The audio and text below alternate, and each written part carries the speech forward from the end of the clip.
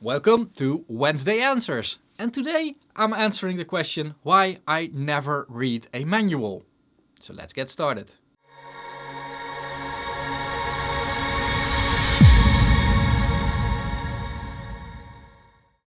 I like to answer this question with another question. Do you read the manual? I think it's in our nature to be like just, whoa, buttons, knobs, what do they do? Let's push them. I think we all have that kind of learning by doing it type of thing. There's actually a word for it, which I'm not going to try to pronounce. And what is basically often misunderstood is that I'm making traditional review videos from plugins, which I don't do. I'm just judging it the way I would judge a plugin. And most people would judge a plugin. And the plugin market is a super, like mega crowded, oversaturated market. I and most people do not really take the time to focus on one plugin. They just, if it doesn't work, they just move on.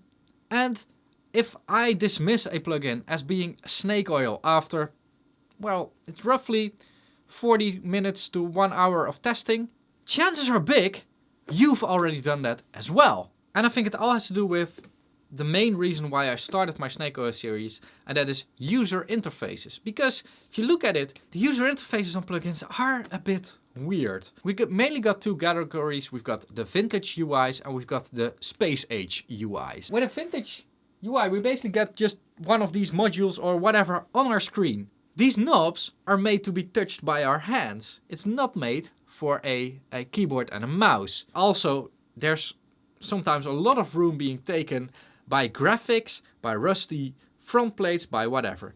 And I know that it gives us a certain feeling and that kind of stuff. The main focus here is that it should work. It should do a certain job. And such an interface is not always facilitating the job. It's only there to look good. And there's nothing wrong with looking good. I mean, if you look at FabFilter plugins, they also look pretty good. I find them looking pretty good. But they are more in the space age kind of interfaces, which is also where I would put like the iPhone and macOS, Windows, whatever you use.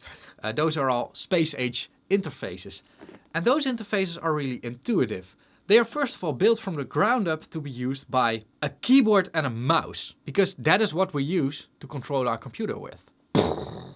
And I think an iPad is a good example for this. If you give an iPad to a child, it wouldn't need any explanation.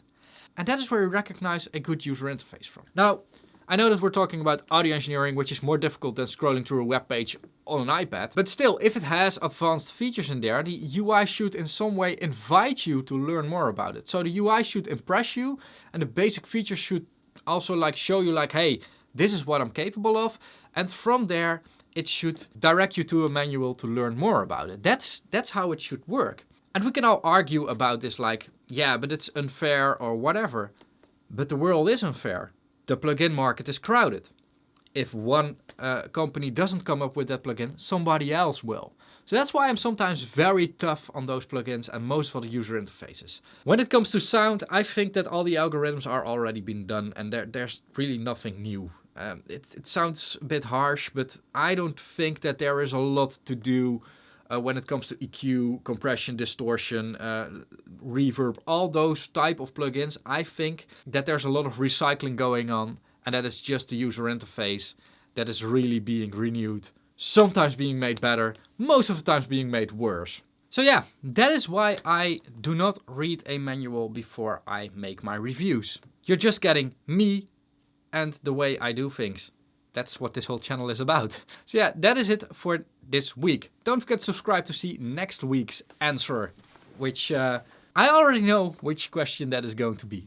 Anyway, if you want to see your question answered, leave them in the comments down below. Now, if you like my videos and want to support the channel, you can do that by getting merchandise like this cool nuclear tape reel. You can also click on my affiliate link down below and buy something in one of those shops. A little bit get kickback to me, so I'm really thankful for that. Another way to support me is by joining the fan club over here.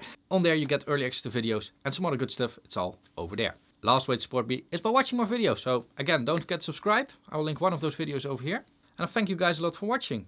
Keep pushing and bye bye.